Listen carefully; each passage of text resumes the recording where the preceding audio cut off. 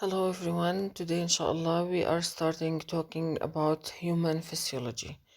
The first lesson that we will discuss, inshallah, is digestive system or digestion. Okay.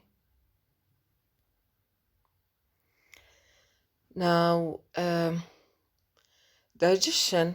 The main meaning for digestion is that it's breaking down large food molecules into smaller usable molecules. These usable molecules, they are usable in your body. Okay, you can break down these molecules to get energy. Okay, beside absorbing these smaller molecules, okay, to get benefit of these molecules that you are getting them by eating. Okay, you have to absorb them from your digestive system into your blood, into your circulation. So that's why we need digestion. Okay. Now these are quick information about digestive system. First of all, it's making of involuntary muscles. That means that you can't control your digestive system. Okay, you can't control the movement of the organs that are found in your digestive system. Okay. Beside that, the food is pushes by what we call a peristalsis. Okay, what's the meaning of peristalsis? It's this movement that is explaining here in this figure, in this picture here.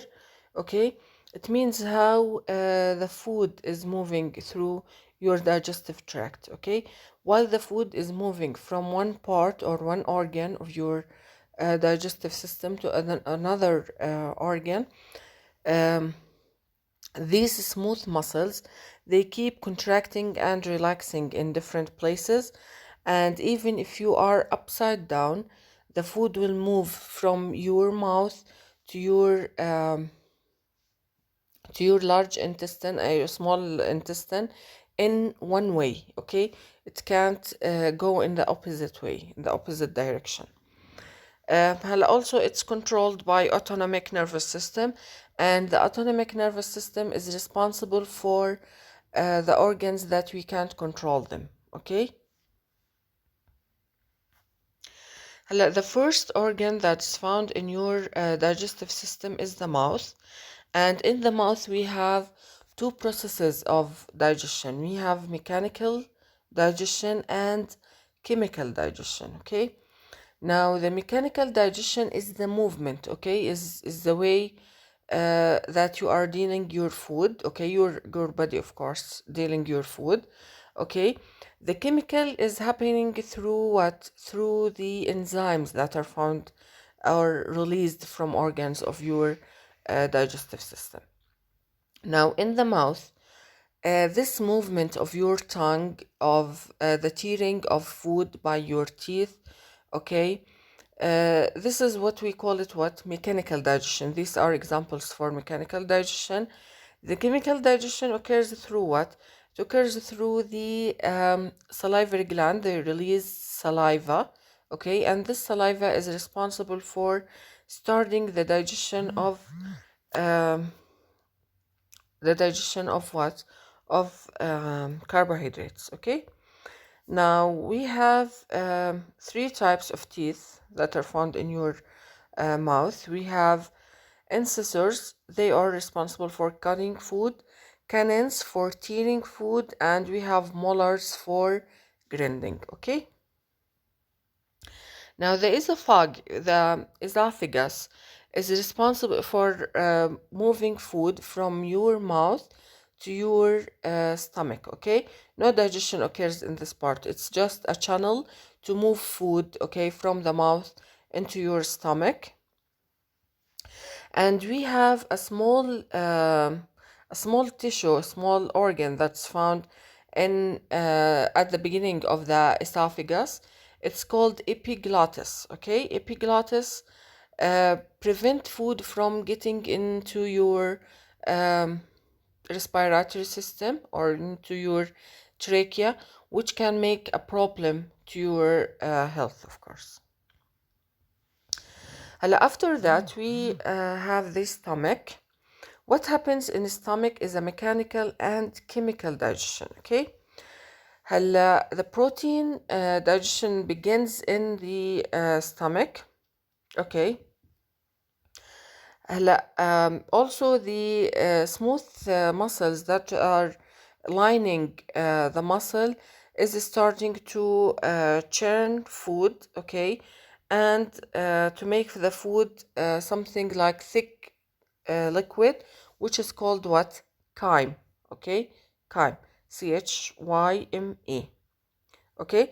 Beside that, we have sphincter, which is found in the beginning of the stomach, okay. It happens it occurs between the end of the esophagus and the beginning of the stomach, okay. This part we call it what? Cardiac sphincter. What's the function of this cardiac sphincter? It prevents the acid from returning back into your esophagus, okay. In the small intestine, in the stomach, pepsin enzyme is released, okay. Now the pepsin enzyme is responsible for digesting proteins, okay, but it's produced in inactive form, and it's reacting with the HCl, which is also produced by some cells that are lining your stomach. Now once they are binding together, they will make what? The pepsin, which is the active form of pepsin, and the digestion of proteins starts, okay. Let's move to the next slide. Here we have the small intestine. All the process of digestion is completed in the small intestine. Beside that, we will have what? We will have the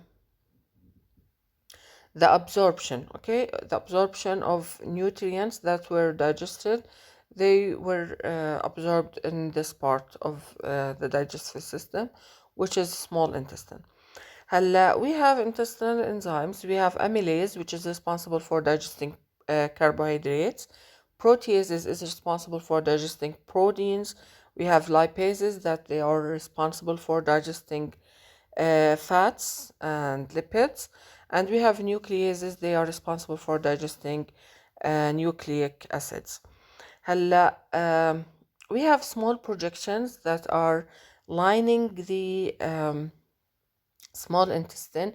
They are called villi, and these villi also, they have smaller projections which are called microvilli. The villi and microvilli, they are inside of them we have what? We have blood capillaries that they are responsible for absorbing the nutrients that we are getting them in the small intestine. Now the main purpose of these villi and microvilli is to increase the surface area for absorption. This video is explaining your digestive system in more details, and it has some nice animation. I hope that you will see it. If you have any questions about digestive system, please contact me. Stay safe and healthy. See you soon, inshallah. Bye.